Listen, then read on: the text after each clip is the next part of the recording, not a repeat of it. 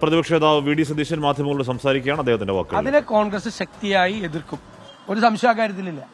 ഇവിടെ പലരും ചെയ്തത് മുനമ്പം വിഷയത്തെയും വഖഫ് ബില്ലിനെയും തമ്മിൽ കൂട്ടിക്കെട്ടാൻ ശ്രമിച്ചു. ഇപ്പൊ വ്യക്തമായല്ലോ, മന്ത്രി തന്നെ കേന്ദ്ര മന്ത്രി തന്നെ മറുപടി പറഞ്ഞല്ലോ, ഇതിന് മുൻകാല പ്രാബല്യമില്ല. ഇപ്പോ പാസ്സാക്കപ്പെടാൻ പോകുന്ന ഈ വഖഫ് ബില്ല് എങ്ങനെയാണ് മുനമ്പത്തെ ജനങ്ങളെ സഹായിക്കുന്നതെന്ന് കൂടി പറയുന്ന ആളുകൾ വ്യക്തമാക്കിയാൽ നല്ലതായിരിക്കും.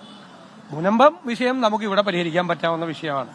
സംസ്ഥാന സർക്കാരും സംസ്ഥാന വഖഫ് ബോർഡും തീരുമാനിച്ചു കഴിഞ്ഞാൽ അതിന് പരിഹാരം ഉണ്ടാക്കാൻ കഴിയും. കാരണം അത് വഖഫ് ഭൂമിയല്ല എന്നാണ് ഞങ്ങൾ ആദ്യം തന്നെ ഒരു നിലപാടെടുത്തു. കാരണം അത് ദാനമായിട്ട് കൊടുത്തിരിക്കുന്നതാണ്. അവര് ഫറൂഖ് കോളേജ് അതിന്റെ അകത്തും പണം മേടിച്ചിട്ടുണ്ട്, അവരുടെ കയ്യിൽ നിന്ന് പണം മേടിച്ചിട്ടുണ്ട്. കണ്ടീഷണൽ ആയിട്ടുള്ള ഒരു വഖഫാണ്. വഖഫ് കണ്ടീഷണൽ ആക്കാൻ പറ്റില്ല. അപ്പൊ അത് സംസ്ഥാനത്ത് തീരുമാനമെടുക്കാൻ പറ്റാവുന്ന ഒരു തീരുമാനമാണ്. ഈ ബില്ല് പാസ്സായി എന്ന് കരുതി മുനമ്പത്തെ വിഷയം പരിഹരിക്കാൻ പറ്റില്ല. അപ്പൊ ഇതിനെ കൂട്ടിയിണക്കി രണ്ട് മതവിഭാഗങ്ങൾ തമ്മിലുള്ള സംഘർഷമാക്കി മാറ്റാനാണ് കുറെ ആളുകൾ ശ്രമിക്കുന്നത്. അതിന് സംസ്ഥാന സർക്കാർ കൊടപിടിച്ചു കൊടുക്കാൻ പാടില്ല. അതാണ് ഞങ്ങൾക്ക് സ്റ്റേറ്റ് ഗവൺമെന്റിനോടുള്ള പ്രശ്നം. സംഘപരിവാറിന്റെ അജണ്ട രണ്ട് മതവിഭാഗങ്ങളെ തമ്മിൽ, രണ്ട് ന്യൂനപക്ഷ മതവിഭാഗങ്ങൾ തമ്മിൽ സംഘർഷം ഉണ്ടാക്കാൻ വേണ്ടിയിട്ടാണ്. ഞങ്ങൾ അത് പരിഹരിക്കാൻ വേണ്ടി ശ്രമിച്ചവരാണ്. ഇപ്പൊ പാണക്കാട് തങ്ങളുടെയൊക്കെ ഉള്ള ആളുകൾ മലപ്പുറത്തുനിന്ന് എറണാകുളത്ത് വന്ന് ലത്തീൻ ആസ്ഥാനത്ത്, രൂപത ആസ്ഥാനത്ത് വന്ന് അവരെ സന്ദർശിച്ച് അവരെ ഒരു കാരണവശാലും അവിടെ നിന്ന് കുടിയിറക്കാൻ അനുവദിക്കില്ല എന്നുള്ള നിലപാട് സ്വീകരിച്ച ആളുകളാണ്. ഞങ്ങളുടെ നിലപാട് അത് തന്നെ, ഒരു സംശയക്കാര്യത്തിലില്ല. ദേശീയ തലത്തിൽ വഖഫ് ബില്ലിനെതിരായി എടുത്തിരിക്കുന്ന നിലപാട് നേരത്തെ തന്നെ കോൺഗ്രസ് എടുത്ത നിലപാടാണ്. അതനുസരിച്ചുള്ള വിപ്പാണ് കോൺഗ്രസ് കേരളത്തിൽ നിന്നുള്ള കോൺഗ്രസ് എംപിമാർക്ക് അടക്കം കൊടുത്തിരിക്കുന്നത്. അവരെ അനുസരിക്കാൻ ബാധ്യസ്ഥരാണ്. എനിക്കറിയില്ല അങ്ങനെ അല്ലല്ല, അതൊക്കെ എല്ലാവർക്കും അറിയാവുന്ന കാര്യമാണ്. എല്ലാവർക്കും അറിയാവുന്ന കോൺഗ്രസിന്റെ കേരളത്തിലെ എംപിമാരോട് വഖഫ് ബില്ലിനെതിരായി വോട്ട് ചെയ്യണമെന്ന് ആരാണ് ഒരു പാർട്ടിയിൽ വിപ്പ് കൊടുക്കുന്ന? ആരാ പാർട്ടിയിൽ വിപ്പ് കൊടുക്കുന്നത്? കോൺഗ്രസിന്റെ ദേശീയ നേതൃത്വത്തിലല്ലേ പാർലമെന്റിൽ വിപ്പ് കൊടുക്കുന്നത്, നിയമസഭയിൽ വിപ്പ് കൊടുക്കുന്നത് ഞങ്ങളല്ലേ വിപ്പ് കൊടുക്കുന്നത്. അപ്പൊ വഖഫ് ബില്ലിനെതിരായിട്ടുള്ള സ്റ്റാൻഡാണ് പാർലമെന്റിന്റെ ഇരുസഭകളിലും JPC-യിലും ജോയിന്റ് പാർലമെന്ററി കമ്മിറ്റിയിലും കോൺഗ്രസ് അടക്കമുള്ള എല്ലാ കക്ഷികളും സ്വീകരിച്ചിട്ടുള്ളത്. ആ നിലപാട് തന്നെയല്ലേ ബില്ല് വരുമ്പോൾ വേറെ സ്റ്റാൻഡ് എടുക്കാൻ പറ്റും.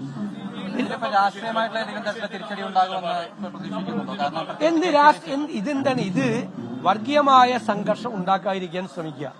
അതാണ് ഈ വിഷയവും വഖഫ് ബില്ലും തമ്മിൽ ഒരു ബന്ധം. മുനമ്പ വിഷയത്തില്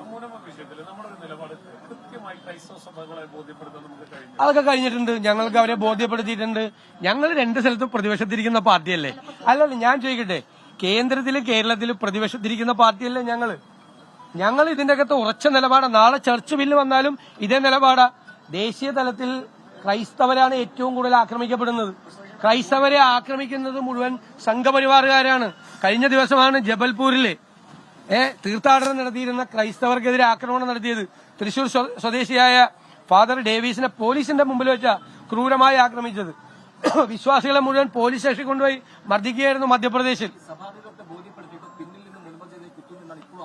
അതൊന്നുമില്ല, അതൊക്കെ ആളുകൾക്ക് എല്ലാവർക്കും അറിയാം. ഞാൻ പറഞ്ഞല്ലോ, രണ്ട് സ്ഥലത്തും പ്രതിപക്ഷത്തിരിക്കുന്ന പാർട്ടിയാണ് കോൺഗ്രസ്. ഞങ്ങളുടെ നിലപാടെന്താ മുനമ്പം വിഷയത്തിൽ ഞങ്ങൾ വ്യക്തമാക്കി. കോൺഗ്രസിന്റെ നിലപാട് അത് വഖഫ് ഭൂമിയല്ല, ദാനം കൊടുത്ത ഭൂമിയാ. അതിന്റെ പണം അവർ തിരിച്ചു മേടിച്ചിട്ടുണ്ട്.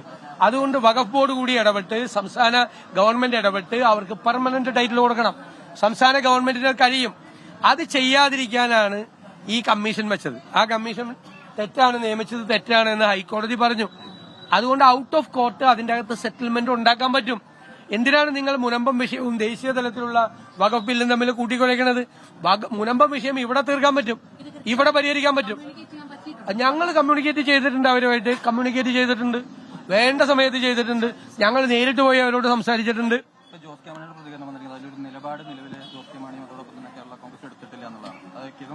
അത് എനിക്കറിയില്ല, അത് അവരുടെ പാർട്ടിയുടെ നിലപാടാണ്.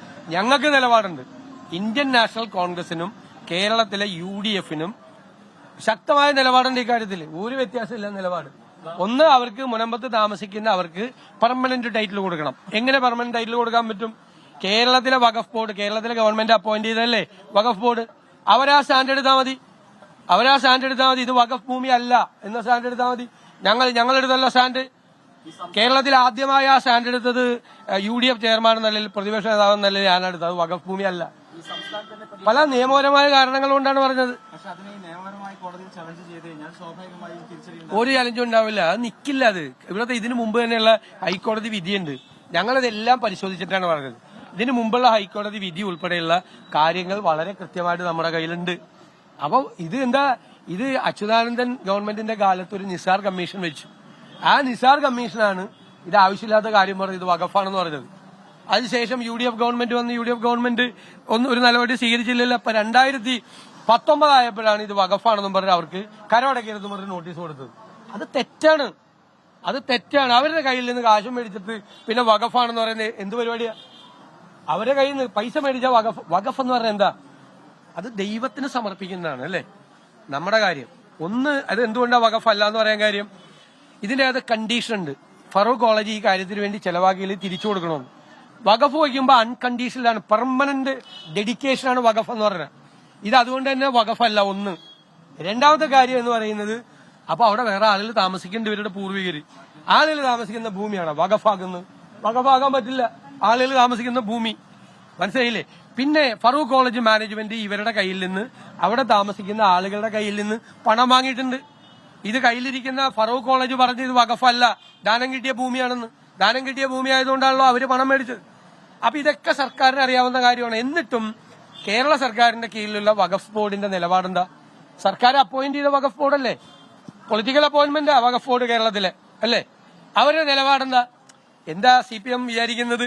സംഘപരിവാറിന്റെ പോലുള്ള ഒരു ദുഷിച്ച ചിന്ത കേരളത്തിലെ CPM നേതാക്കളുടെ ഇടയിലുണ്ട്. ഇത് അങ്ങ് വളർന്നോട്ടെ, ഇതങ്ങ് ഡിലേ ചെയ്ത് പോയി രണ്ട് മതങ്ങൾ തമ്മിൽ സംഘർഷം ഉണ്ടാകട്ടെ, അതിൽ നിന്ന് വല്ല ലാഭം കിട്ടുമെന്ന് നോക്കിയിരിക്കുക. ഒരാൾക്ക് ലാഭം കിട്ടാൻ പോകുന്നില്ല. ഈ വിഷയത്തിൽ മതേതര കേരളമാണ് എന്ന് കേരളത്തിലെ ജനങ്ങൾ തെളിയിക്കും. അദ്ദേഹം എവിടെ പോകണമെന്നുള്ള അദ്ദേഹത്തിന്റെ ഇഗ്നറി തീരുമാനിക്കുന്നത് ഞാനാണോ? എവിടെ വേണേലും പോട്ടെ, അതിനെന്താ കുഴപ്പം?